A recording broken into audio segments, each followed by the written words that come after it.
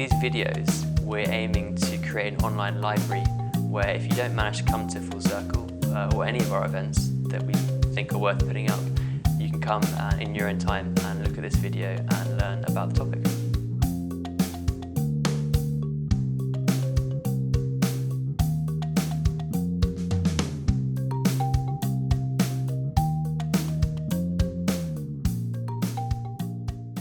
Good morning, everybody. I'm Marcela Umana, economist at the ICU.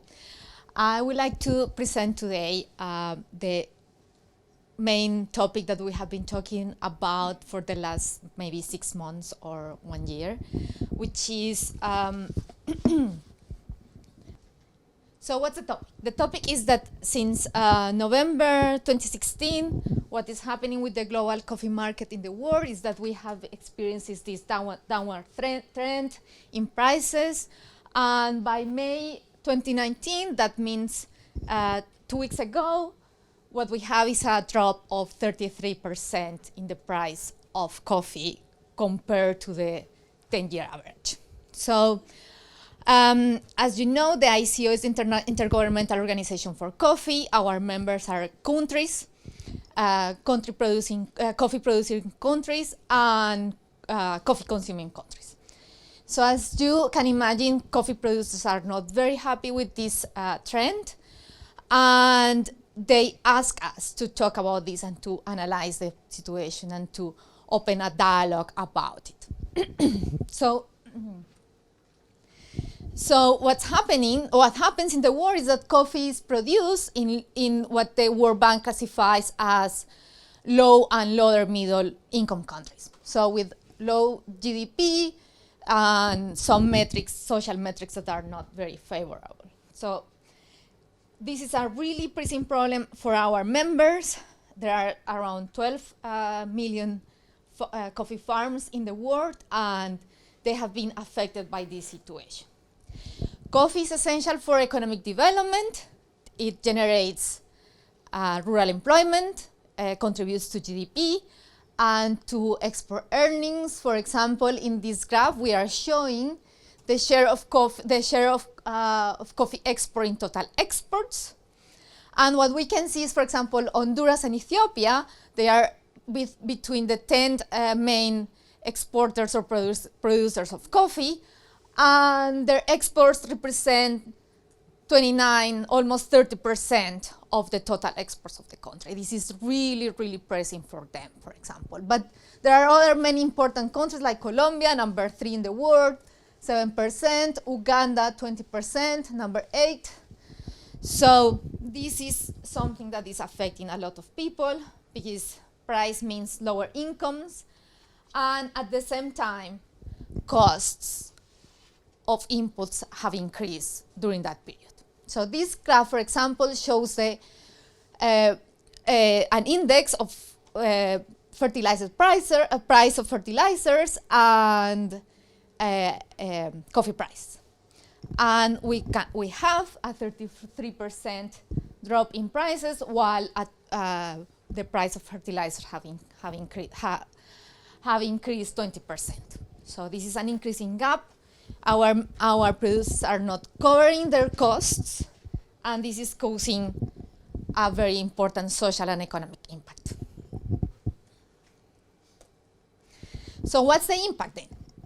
We, as part of the mandate of our members, we develop a survey among our producing member countries, and we ask them about incomes, about poverty, different metrics, different KPIs, and how this drop in prices are affecting them.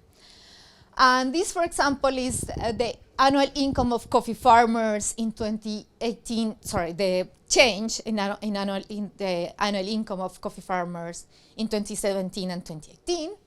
We can see that in Brazil, the effect was bigger with 15% with a drop of 15% in the income of farmers.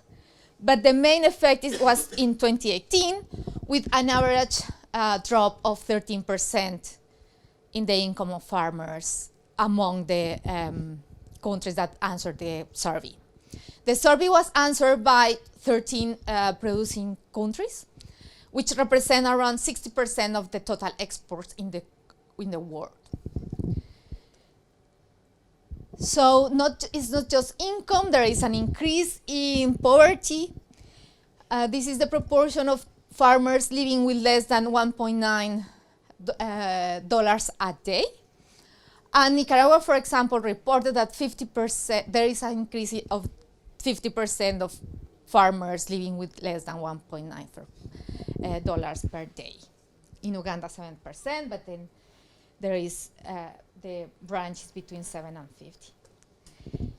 In terms of migration, this is also affecting people in the world. In particular, we can see the Economist reporting migration in Guatemala in April 2019, where people have, due to low coffee prices, they have been moving to the US, and also the Financial Times. May 2019, they reported people leaving from Honduras and moving to the US. So this is a very pressing social problem at the moment. So, and prices are not just affecting socially our member countries, but also there is a effect on investment. So they are reducing the consumption or the expenditure in fertilizers and pesticides. And this is a complicated situation because when you don't invest in fertilizers and pesticides, what happens is that they become more vulnerable to any kind of weather shocks. So we have seen in the past coffee leaf rusts outbreaks, and there are studies that relate the lack of investments with these outbreaks in rust or in the coffee borer. So we are experiencing a situation in which in the long term we can have a very difficult problem, not just economically, but social and in the supply of coffee in the world. So what has also happened in the coffee market in the world is that we have been experiencing a concentration on exporting countries. In the early 90s, for example, the 10 main exporters of coffee represented 75% of the total exports in the world. Now we have 85%. So this is also a risk in terms of supply of coffee, because if there is a weather shock or any kind of shock in those countries, which are the main exporters, so we will have a reduction in the supply in the long term. So this is how the share on coffee production of the top 5 producers has evolved since 1990 to now, and the main 5 producers in the world have increased consistently their participation in the production in the world. So we see this as a risk, because if we don't have a good source of coffee in the world, and the main source of coffee is affected by shocks, so we will have a reduction on the availability of coffee. This is very problematic because the global consumption is going to increase at least 2% annually. These are the expectations. And the reason why this is going to keep growing and growing is because, for example, in Asia, since 1990, coffee consumption has been increased between 10 and 20% annually. So we see that we really need to commit to a supply that will consistently be able to cover the demand. So which are the causes of this price drop? We know the situation, we know the problem, we have climate change, we have risks in supply, but then which are the causes? Because we need to, in order to find solutions, we need to understand the causes at the moment. At the moment, we have the fundamentals, supply and demand. We have an excess of coffee in the market so far 2 years in a row. Brazilians are exporting a lot of coffee, and other countries as well. So we have an excess of supply, and this is affecting the prices. There are all other causes, for example, exchange rates. There has been some depreciation in some countries. Depreciation encourage exports because earnings in local currency are higher, but we also need to think that imports are also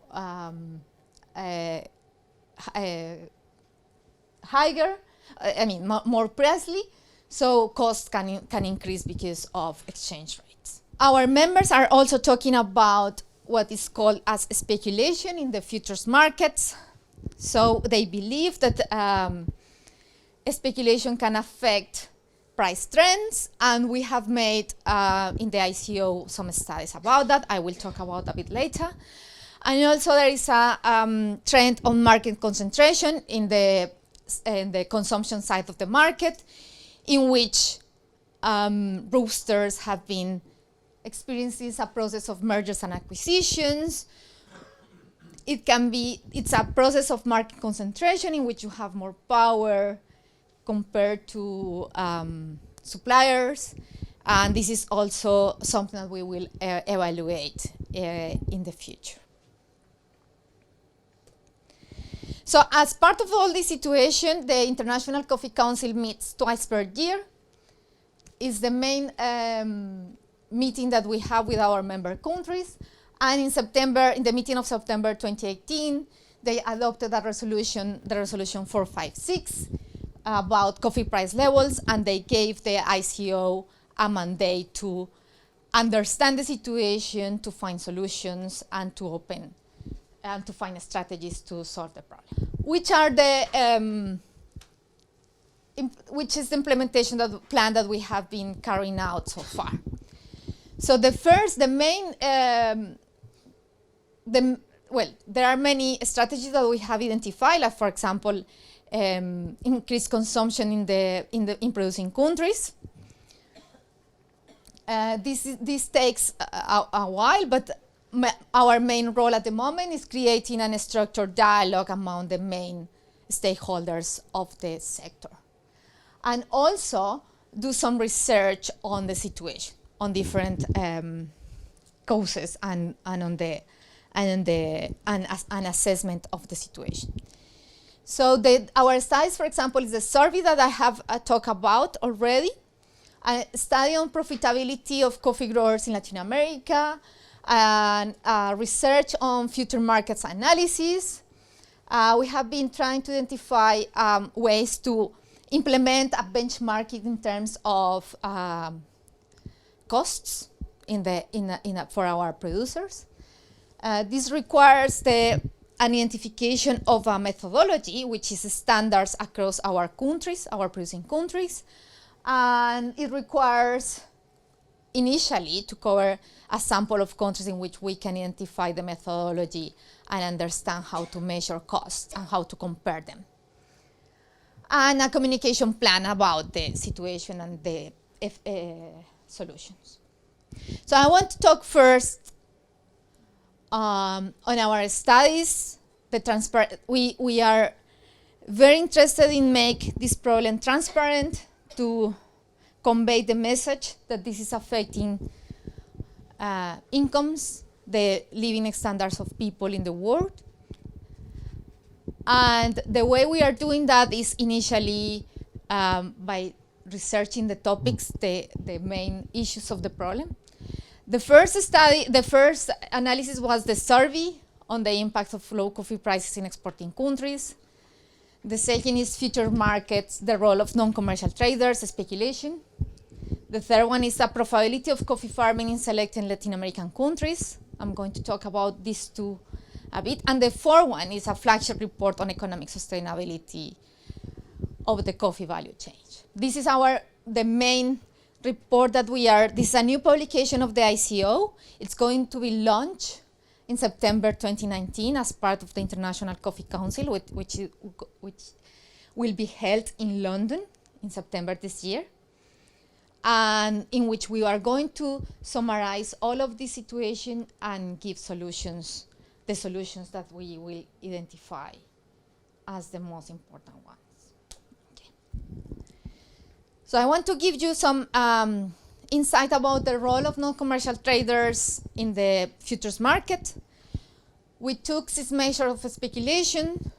The measures are volume, open interest in the futures markets, a ratio of volume to open interest, the ratio of long positions held by non-commercial traders. Non-commercial traders are that people in the futures market identify as speculators, and these are the positions that they take, long and short positions.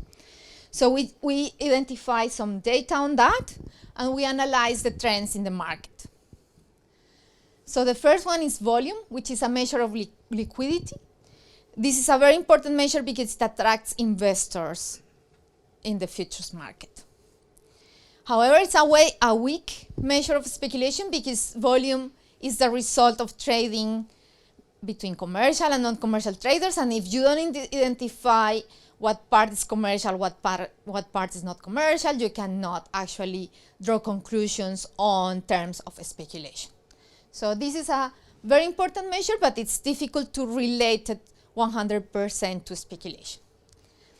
The second one is open interest. It's an indicator of trading interest. It's more in the long term, medium term. Provides an indication of the confidence in the market. So the higher it is, it means that investors are confident that the market is good. So it attracts medium and long-term investors. It's difficult to identify this as pure speculation because speculators are considered people dealing with the market and doing transactions in very short periods of time. So, however, the ratio between these two measures, which is volume over open interest, give us a good understanding of speculation. Why? Because when there is a lot of transactions in the futures market and volume is very high, that means that people are making transactions very quickly. So a speculator in the short term will buy and sell contracts very quickly, which means that the volume increases, but the open interest doesn't. So if this measure increases a lot, means that there is a lot of speculation in the market. What we have seen since 1994 is that we haven't seen a lot of increase in this measure, so we don't believe that there has been a pressing problem in terms of speculation. Of course there is, because it's part of the financial market, but it's not something that has increased consistently or sharply recently. And the last two measures are the positions of non-commercial traders in the market compared to the total positions. So that means that if the positions of non-commercial traders share a higher proportion in the market, that means that there is more speculation. Because non-commercial traders are which people consider speculators. So if their participation in the market is increasing compared to total reportable positions, so we will identify this as a measure of more speculation. So what we can see from the graphs is that we haven't seen a high increase in these measures in the recent trend of prices, which is since 2016. Okay, in the ICO, we applied a methodology which is based on econometrics or statistics for economics. It's time series analysis, and what it does, the methodology, is compared to econometric models, which one econometric models will relate only prices past prices with current prices, so it's kind of a forecasting model.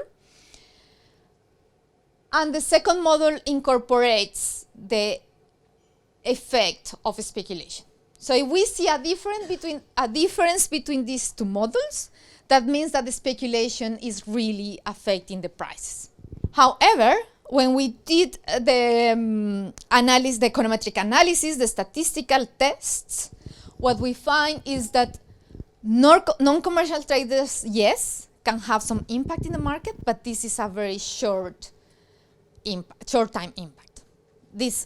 They enter into the market, they know the fundamentals, they know when they can do some transactions that are beneficial for them, but this doesn't last for a long time.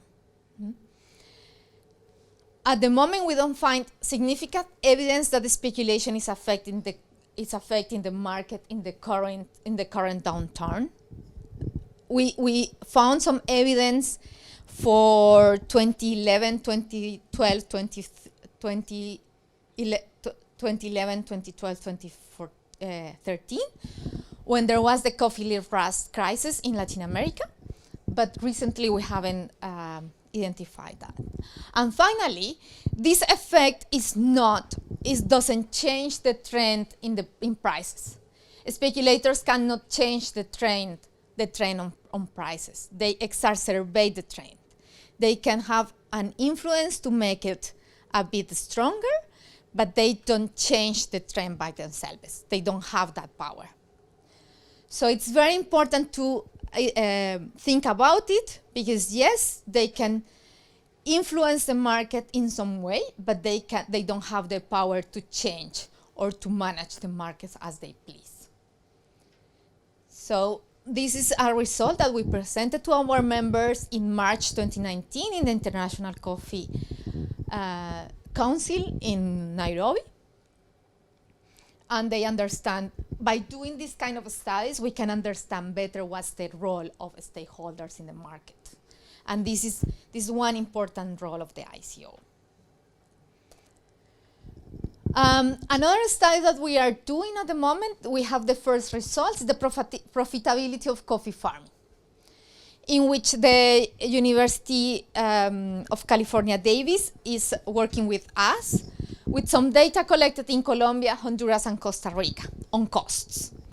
The importance of this methodology is that people normally talk about costs, about cash costs, and this is what farmers normally identify as costs for themselves. However, there is also something called economic costs.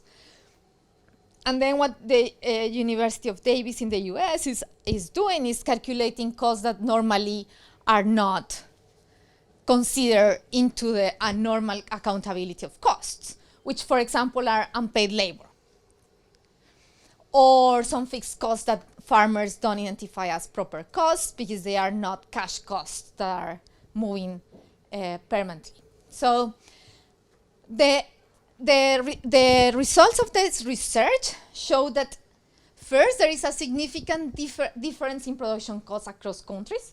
That's why it's so important to start identifying a benchmarking of costs around the world. So there is a big variability. For example, in Honduras, the cost is much lower than in Costa Rica or Colombia. The second result is that labor costs are very high for most of our producers of coffee. This is the main component of cost. For example, in Colombia, 75%. In Costa Rica, 57%, and in Honduras, 56%. And also wages vary significantly across countries. They also did break-even analysis in which they identified that farmers struggle to cover their costs. For example, 53% of Colombian farmers are operating at a loss at the moment. So this is a very present situation in which we don't have we have our producers operating at a loss, and that's why they are migrating, they are abandoning their farms, and we are in front of a very social and difficult situation. So as a response of the mandate of our members, country members, so the ICO developed a sector-wide dialogue among different stakeholders in the world. So this dialogue has been developed in, or will be developed in, has been and will be developed in 5 main events. The first one was a seminar on sustainability, economic sustainability of the sector in Nairobi, as part of the International Coffee Council in March. The second one was 2 events at the United Nations headquarters in New York, with the help of the National Coffee Association of the US, in which these topics were discussed among leaders of the sector.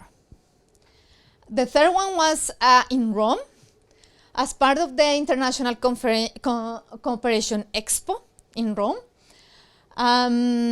Many ambassadors were present, many leaders of the private sector, because even if our members are mainly from the public sector as governments, as part of this dialogue, we want to bring the private sector, the CEOs of roasters and traders and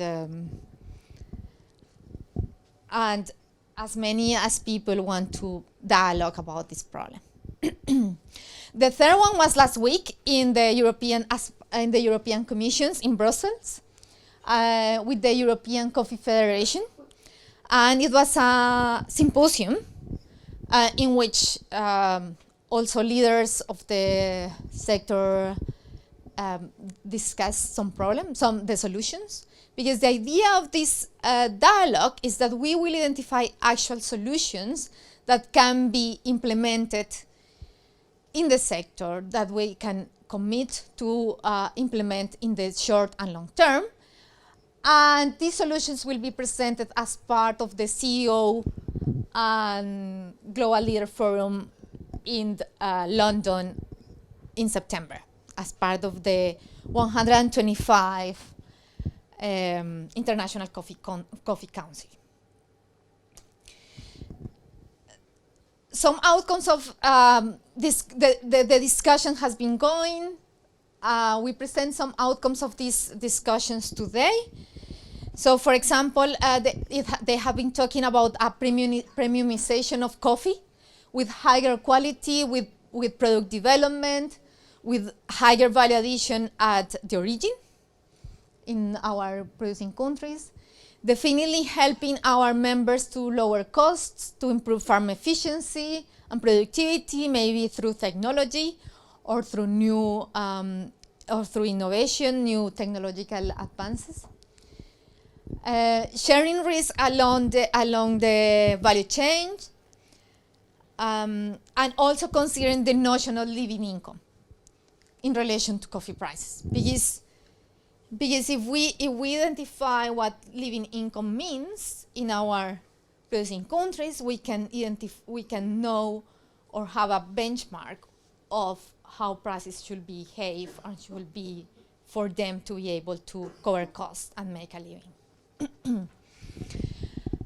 Market efficiency and transparency should improve by, for example, streamlining value chain, encouraging direct links between farm and market, promoting domestic consumption in our producing countries, and also inform or convey or make improve our message about the positive image of coffee in the world. Also, it is very important to address climate change in the future, and it requires more sustainable investment with the commitment of public and private actors in partnerships and putting financing together. The adoption of technologies like climate smart in agriculture, and also investing in research and development in coffee. So at the CEO and Global Leader Forum that will be held in September 2019 in the International Coffee Council, there will be a joint declaration of the members, the ICOs, the private sector, and the public sector, in which concrete actions will be presented, programs to address the coffee prices crisis and volatility, and also how we are going to contribute to achieve the Sustainable Development Goals in the coffee sector. So the idea, the ICO is playing a role. This is our mandate. This is our main role, is creating a forum for dialogue in which we find solutions for this problem and in which can make sustainable the global coffee sector in the long term. Thank you very much.